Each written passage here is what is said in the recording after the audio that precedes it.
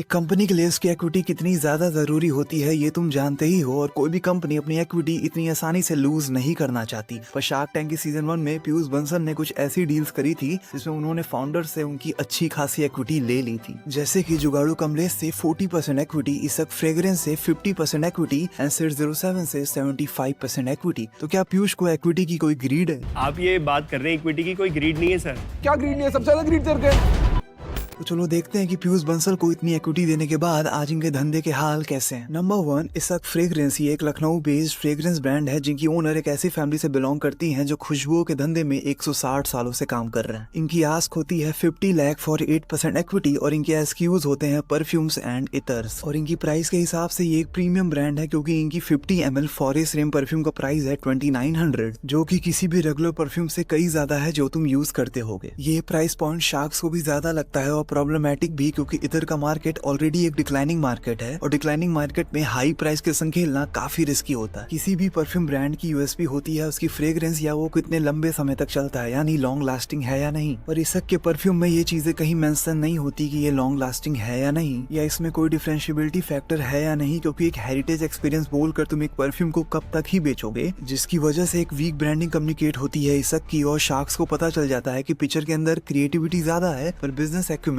कम है। इनके last 6 month की सेल्स होती है 18 लाख और लास्ट मंथ की सेल होती है 3.5 लाख, जो कि शार्क्स को काफी कम लगती है। विनीता आउट हो जाती है क्योंकि उन्हें ब्रांडिंग वीक लगती है, नमिता आउट हो जाती है क्योंकि उन्हें स्केलेबिलिटी इशू लगता है, और वहीं अनुपम और गजल को बिजनेस काफी यंग लगता है। पर पीयूष को बिजनेस में इंटरेस्ट आ रहा होता है और वो ये बात जान चुके थे कि पिक्चर की बिजनेस सेंस कम है और उन्हें हेल्प की जरूरत है। तो पीयूष एक नॉन नेगोशिएबल ऑफर देते हैं 50 lakh for 50% equity. Picture negotiate करने की कोशिश करते हैं पर पीयूष नहीं मानते हैं और ये डील क्लोज हो जाती है 50 लाख फॉर 50% इक्विटी के लिए। आमतौर पर बहुत हाई चांस होते हैं कि इस तरीके की डील ऑन एयर होने के बाद क्लोज नहीं होती, क्योंकि कई बार पिक्चर प्रेशर की वजह से डील ले लेता है बट बाद में कैंसिल कर देता है। पर ये डील क्लोज हो जाती है और ये डील इसक के लिए गेम चेंजर साबित होती है। शार्क टैंक के बाद इनकी मंथली सेल्स 3.5 लाख से सीधा 30 लाख पर मंथ हो जाती हैं और सबसे ज्यादा इंप्रूवमेंट इनकी ब्रांडिंग में होती है। तुम खुद ही देखो, ये इनके पहले की ब्रांडिंग और ये है इनके बाद की ब्रांडिंग, जिसमें पीयूष बंसल इनकी काफी हेल्प करते हैं। अब तो तुम्हें पता चल ही गया होगा कि तुम ब्रांडिंग इंप्रूव करके किसी भी प्रोडक्ट को एक प्रीमियम फील अपील दे सकते हैं, और इसक के संग एग्जैक्टली यही होता है। और इसक का सबसे बड़ा डिफरेंशिएबिलिटी फैक्टर होते हैं खुद पीयूष बंसल, क्योंकि लेंसकार्ट के सीईओ को अपना कंपनी का पार्टनर बनाना इज नेक्स्ट टू इम्पॉसिबल। आज इसक के प्रोडक्ट्स हर प्लेटफॉर्म पर अवेलेबल है और इनकी वेबसाइट पर मंथली ट्रैफिक 15 से 20 हजार का भी है। इनके इंस्टाग्राम पर अप्रॉक्स 40,000 फॉलोअर हैं और जिन्होंने अपनी पोजीशनिंग बहुत अच्छी की हुई है मार्केट के हिसाब से, और अब ये और तेजी से ग्रो कर रहे हैं। एंड डेफिनेटली ये कुछ उन ब्रांड में से हैं जो आज नहीं तो कल ग्लोबल जाएंगे ही। Number 2, Sid 07 design. ये खुद को एक इन्वेंटर कहते हैं क्योंकि इन्होंने 11 इन्वेंशंस करी हैं, जिनमें से 3 के ग्रांटेड पेटेंट हैं और 2 के पेटेंट पेंडिंग है। और इनकी इन्वेंशंस का मोटिव है इंसानों की जिंदगी को आसान बनाना। इन्होंने जर्मनी से पढ़ाई करी है और इनकी आस्क है 47 lakh for 10% equity.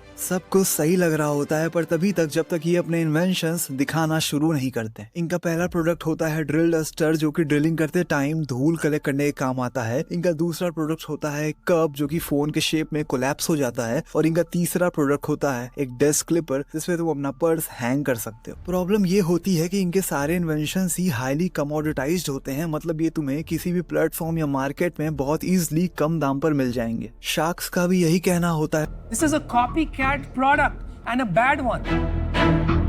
This is not an आविष्कार। और सामने बैठे होते हैं अश्नीर ग्रोवर, जो कि पिक्चर के पूरे धागे ही खोल देते हैं। नेहरू प्लेस की पटरी पे बिकता है 15 रुपए का। क्या बना रहा है यार ये? तूने किसी की सीट पर बात करी है जर्मनी की यूनिवर्सिटी पे? शार्क्स को पिक्चर बहुत सेल्फ ऑब्सेस्ड लगता है क्योंकि उसे लगता है कि अगर उसके पास पेटेंट है तो मतलब उसके पास सक्सेस है, पर ऐसा कुछ नहीं होता। और ये एक अर्ली स्टेज स्टार्टअप होते हैं, इस वजह से इनकी सेल्स भी कम होती है और इनकी लास्ट मंथ की सेल्स होती है 1 लाख। और सारे शार्क्स इन्हीं सब रीजंस की वजह से आउट हो जाते हैं, पर पीयूष बंसल आउट नहीं होते और वो इन्वेस्ट करने के लिए एक कंडीशन रखते हैं कि वो पिक्चर को एक प्रॉब्लम देंगे और पिक्चर उस पर 1-2 साल काम करके उसका सोल्यूशन क्रिएट करेगा। और ये कंडीशन बिल्कुल किसी जॉब की तरह साउंड कर रही होती है। और पीयूष ऑफर देते हैं 25 lakh for 75% equity and remaining 22 lakh as डेब्ट। पिक्चर ये बात एक्सेप्ट करता है कि वो बिजनेस नहीं कर सकता, बट इन्वेंशन करना उसका पैशन है, इस वजह से वो डील एक्सेप्ट कर लेता है। But now the serious part begin. 17 जनवरी 2022 को इनका एपिसोड ऑन एयर होता है। उसके 5 दिन बाद यानी 22 जनवरी को इनकी एक वीडियो आती है शार्क टैंक के पेज पर, जिसमें ये बताते हैं कि ये लेंसकार्ट के संग काम कर रहे हैं और बड़ी प्रॉब्लम्स को सॉल्व करने की कोशिश कर रहे हैं। और साथ में ये भी बताते हैं कि शार्क टैंक के बाद इनके प्रोडक्ट की डिमांड बढ़ी है और दुनिया भर से इन्हें इंक्वायरीज भी आई हैं। और ये वीडियो देख के यही लगता है शायद इनकी डील क्लोज हो गई पीयूष बंसल के संग शो ऑन एयर होने के बाद। बट 18 जून 2022 को ये अपने पिच की वीडियो अपलोड करते हैं, जिसके कैप्शन में बताते हैं कि जो डील इन्होंने टीवी पर एक्सेप्ट करी थी वो कभी क्लोज ही नहीं हुई और आज भी ये अपनी कंपनी का 100% इक्विटी ओन करते हैं। शायद इन्होंने पहले डील एक्सेप्ट कर ली होगी इतना ओवरवेलमिंग रिस्पॉन्स को देखकर, बट बाद में रियलाइज किया होगा कि 75% इक्विटी चली जाएगी तो डील कैंसिल कर दी। कुछ भी रीजन हो सकता है, पिक्चर ने ये कहीं क्लैरिफाई नहीं किया। और अब इन्होंने सिड 07 का नाम चेंज करके कर दिया है ज़ाइबन, जो कि ऑफर करते हैं end to end product engineering, prototyping, designing solutions. But इन्होंने इन्वेंशंस करना नहीं छोड़ा और ये इनके कुछ नए प्रोडक्ट है, तुम देख सकते हो।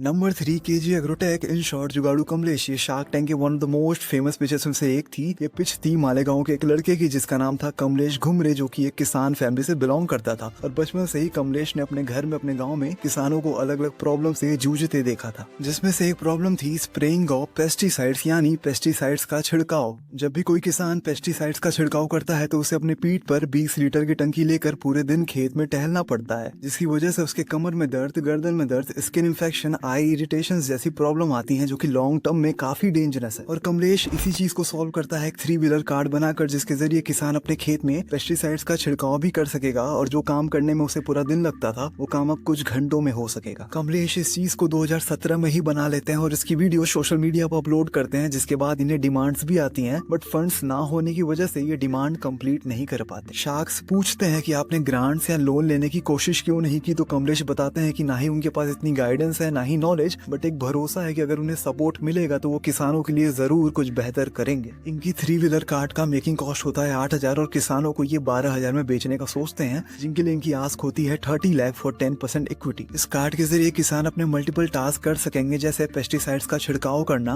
बीज बोना और खेत में सामान को एक जगह से दूसरे जगह पहुंचाना। सारे शार्क्स कमलेश की पैशन को समझते हैं, उनकी प्रॉब्लम्स को समझते हैं, बट इन्वेस्टमेंट से पीयूष बंसल करते हैं। और पीयूष ऑफर देते हैं 10 lakh for 40% equity and remaining 20 lakh as डेब्ट। कमलेश को सच में हेल्प की जरूरत होती है, वो वहाँ कोई मार्केटिंग के लिए नहीं होते, इस वजह से वो बिना नेगोशिएट किए पीयूष का ऑफर एक्सेप्ट कर लेते हैं और बाद में ये डील क्लोज भी हो जाती है। शार्क टैंक के बाद कमलेश अपीयर होते हैं लेंसकार्ट एकेडमी में, जहाँ वो अपने बिजनेस फंडामेंटल्स क्लियर करते हैं और साथ में ये भी बताते हैं कि उनके प्रोडक्ट पर काम चल रहा है, क्योंकि उनका वो 3 व्हीलर कार्ट मार्केट रेडी नहीं था। और पीयूष बंसल की टीम हेल्प करती है कमलेश को उनका नया प्रोडक्ट डेवलप करने में। और फिर 2023 फरवरी में कमलेश अपने फाइनल प्रोडक्ट के संग रेडी होते हैं, जिसका नाम होता है भारत K2, जो कि उस 3 व्हीलर कार्ट से कई ज्यादा इफेक्टिव होता है, क्योंकि इसका वेट कम होता है, ये ज्यादा स्टेबल होता है और ये 10 फीट तक के क्रॉप्स पर स्प्रे कर सकता है। और इसकी कैपेसिटी है 25 लीटर की, जिसकी मदद से ये 1 एकड़ जमीन को मात्र 30 मिनट में कवर कर सकता है। भारत K2 का मेकिंग कॉस्ट होता है 20,000 और सेलिंग कॉस्ट होता है 25,000 और इन्हें 10,000 यूनिट के ऑर्डर भी मिले होते हैं। और प्लान ये होता है कि ये पहले 2,000 ऑर्डर कंप्लीट करेंगे, फार्मर से फीडबैक लेंगे, देन फर्दर 8,000 ऑर्डर कंप्लीट करेंगे। बट यहाँ लगता है फुल स्टॉप और प्रॉब्लम आती है हाई प्रोडक्शन कॉस्ट की, जिसकी वजह से भारत K2 काफी एक्सपेंसिव हो जाता है और इंडिया में बहुत कम फार्मर्स ही हैं जो 25,000 का डिवाइस अफोर्ड कर सकते हैं। प्रोडक्शन कॉस्ट को कम किया जा सकता है बल्क प्रोडक्शन कर, बट उसके लिए भी तो पैसे चाहिए। और अब कुछ रिपोर्ट्स के मुताबिक पीयूष बंसल अपनी इन्वेस्टमेंट को लेकर रिग्रेट कर रहे हैं, क्योंकि 3 साल हो गए हैं और अब तक किसानों के मतलब का कोई भी प्रोडक्ट जुगाड़ू कमलेश की तरफ से देखने को नहीं मिला। और बात करें भारत K2 की, तो वो कभी प्रोटोटाइपिंग स्टेज से आगे जा ही नहीं पाया और 2 साल हो गए हैं और उसकी तरफ से कोई अपडेट भी नहीं आई। और शायद अब कमलेश भी मूव ऑन हो चुके हैं, क्योंकि अब वो दूसरे फार्मर्स के स्टार्टअप्स को प्रमोट करते हैं और खेती बाड़ी की बातें करते हैं और उनके तरफ से भी नए प्रोडक्ट को लेकर कोई भी अपडेट नहीं आया है। तुम्हें इनके कई सारे पॉडकास्ट और कॉन्फ्रेंसेस देखने को मिल जाएंगे ऑनलाइन। तो तुम्हें क्या लगता है, जुगाड़ू कमलेश आगे कोई इनोवेटिव प्रोडक्ट लाएंगे या एज ए इन्फ्लुएंसर ही एस्टैब्लिश हो जाएंगे? अपने फीडबैक एंड सजेशंस कमेंट में देते जाना और आगे के टॉपिक्स भी, आगे के वीडियो सजेशंस भी देते जाना।